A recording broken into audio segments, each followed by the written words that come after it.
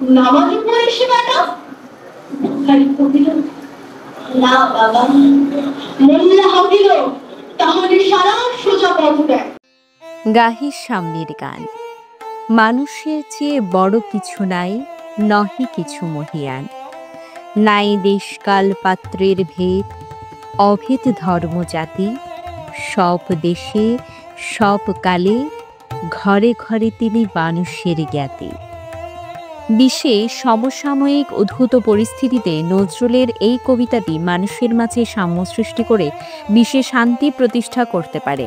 তার কবিতা শুধু বাংলার মানুষের জন্য নয়, তিনি বিশ্বের মানুষের জন্য কবিতা লিখেছেন, বিশ্বের সাম্য প্রতিষ্ঠার গান গেয়েছেন। তাই কাজী নজরুল ইসলাম হচ্ছেন বিশ্বজনীন কবি। অন্যদিকে গীতাঞ্জলি লিখে বিশ্বকবি হিসেবে স্বীকৃতি পেয়েছেন রবীন্দ্রনাথ ঠাকুর।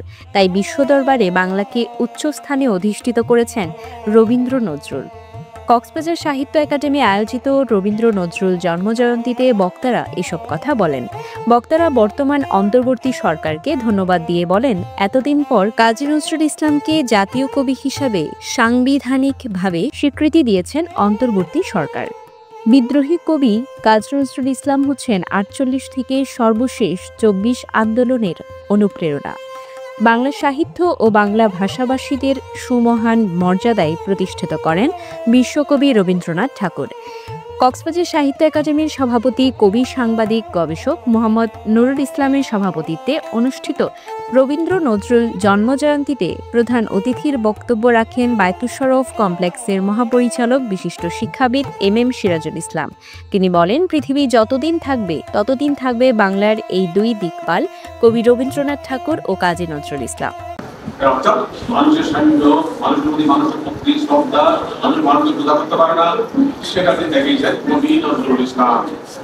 বিশেষ অতিথির বক্তব্য রাখেন জেলা প্রাথমিক শিক্ষা অফিসার মোহাম্মদ শাহিন মিয়া, সাবেক জেলা শিক্ষা অফিসার নাসির উদ্দিন, নজরুল আব্বাস উদ্দিন সেন্টারের নির্বাহী পরিচালক সাংবাদিক GM আশিকুল্লাহ, অধ্যাপক কবি দিলওয়ার চৌধুরী, কবি আমির উদ্দিন, বায়তুশ শরফ জব্বারিয়া একাডেমির সহকারী শিক্ষক মোহাম্মদ তৈয়ব। ২৮শে মে সকালে Baitush Sharaf Jabbaria academy school and college মিলনায়তনে অনুষ্ঠিত আলোচনা সভা ও কবিতা পাঠ অনুষ্ঠানে স্বাগত বক্তব্য রাখেন কক্সবাজার সাহিত্য একাডেমির সাধারণ সম্পাদক, কবি, শিক্ষক সোহেল ইকবাল। এতে বায়তুশ শরফ জব্বারিয়া একাডেমির শিক্ষক শিক্ষার্থীরা রবীন্দ্র নজরুলের কবিতা আবৃত্তি করে।